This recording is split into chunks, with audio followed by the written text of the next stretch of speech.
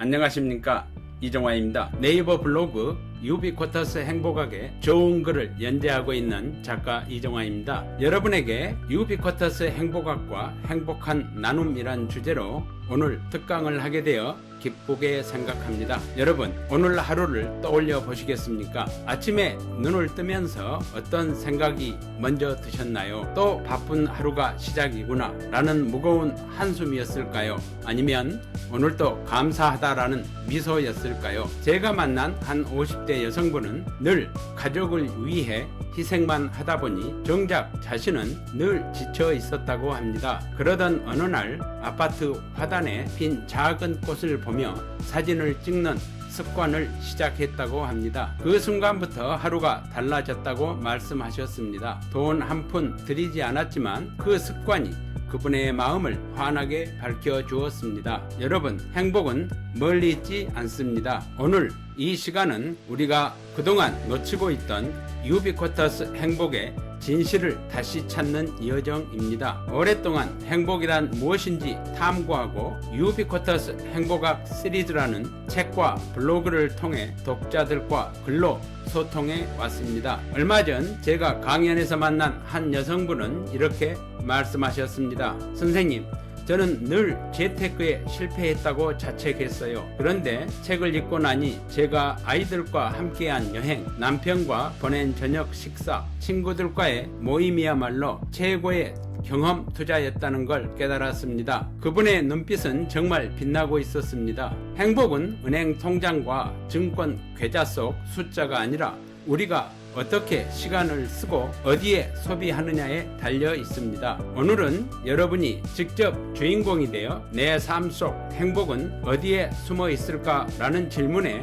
답을 찾아보는 시간입니다. 40대, 50대, 60대 여성으로 살아간다는 것은 참 버겁습니다.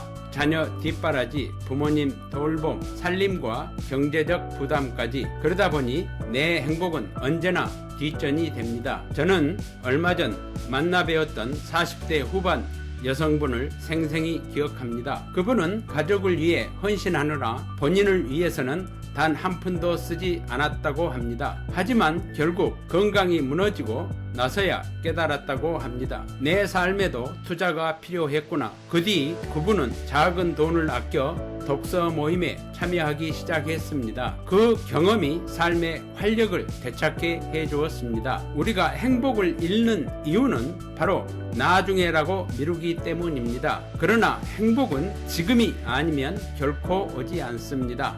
유비쿼터스 행복학은 거창한 철학이 아닙니다. 유비쿼터스 해피니스, 즉 언제 어디서나 누구나 지금 이 순간 실천할 수 있는 행복의 지혜입니다. 한 50대 여성은 남편 사업이 실패하면서 경제적 어려움을 겪었지만 아이들과 매일 밤 오늘 고마웠던 일 3가지를 나누는 습관을 만들었습니다. 돈은 그다지 많지 않았지만 마음의 자산이 쌓여갔고 가족은 오히려 더 화목하고 사랑으로 단단해졌습니다. 행복은 특별한 조건이 아니라 내가 어떻게 바라보느냐에 달려 있습니다. 스마트폰이 언제 어디서나 우리 생활에 스며들었듯이 행복도 언제 어디서나 우리 일상의 모든 순간에 깃들어 있습니다. 여러분, 행복은 멀리 있지 않습니다. 한 50대 여성분은 마트에서 쇼핑을 하다가 작은 꽃 한 송이를 사서 집에 두는 습관을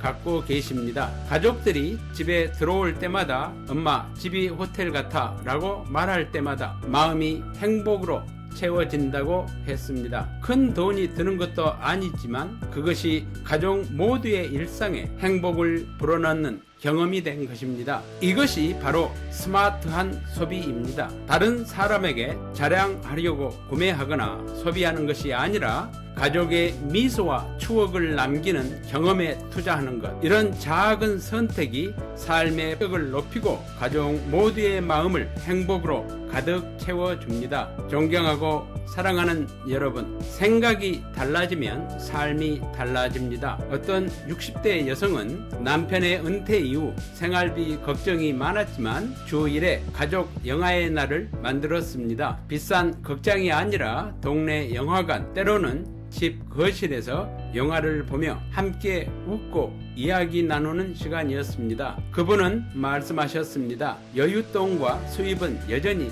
빠듯했지만 마음은 오히려 더 풍요로워졌습니다. 여러분, 이와 같이 행복은 소통 속에서 자라납니다. 진심 어린 대화와 작은 경험의 공유가 가족을 행복으로 단단히 붙잡아 줍니다. 여러분의 한마디 따뜻한 말이 가정의 분위기를 행복 에너지로 가득 채울 수 있습니다. 많은 분들이 재테크에 집중합니다. 하지만 행복을 지켜주는 진짜 힘은 스마트한 소비와 경험 투자에 있습니다. 제가 아는 한 60대 여성은 충동적이고 자기 과시욕적인 쇼핑을 하지 않고 그 돈으로 자녀들과 전국 곳곳을 여행하셨습니다. 그때는 친구들이 이해하지 못했지만 지금은 그 추억이 제 연금보다 더욱 든든합니다. 말씀하십니다. 충동적 구매는 후회로 남는 경우가 대부분이지만 이러한 행복한 경험은 오랫동안 마음에 남습니다. 현명한 소비란 단순한 전략이 아니라 나와 가족을 성장시키는 경험에 돈을 쓰는 것입니다. 그것이 안정된 노후와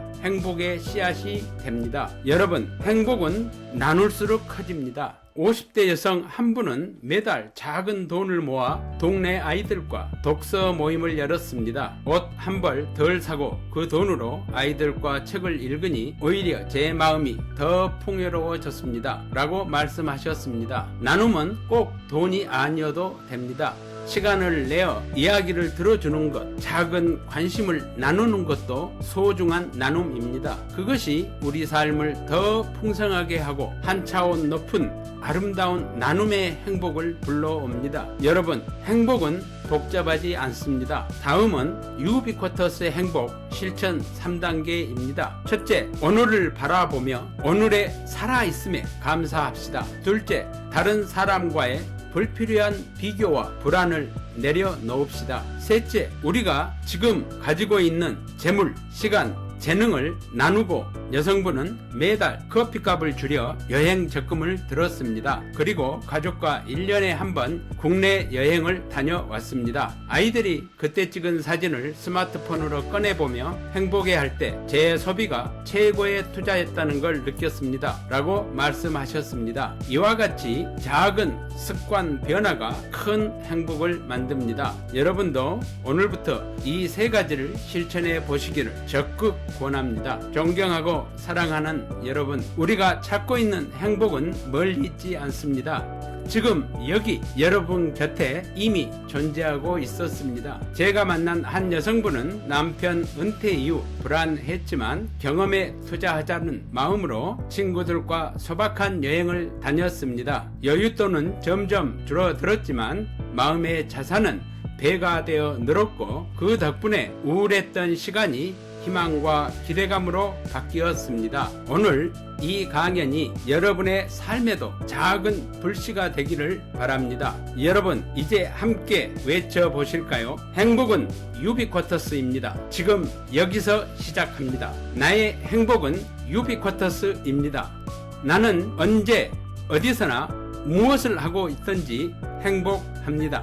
여러분 모두가 유비쿼터스 행복학으로 100세까지 건강하게 행복하기를 기도하겠습니다. 여러분의 오늘이 어제보다 더 풍요롭고 내일이 오늘보다 더 행복해지기를 축원합니다.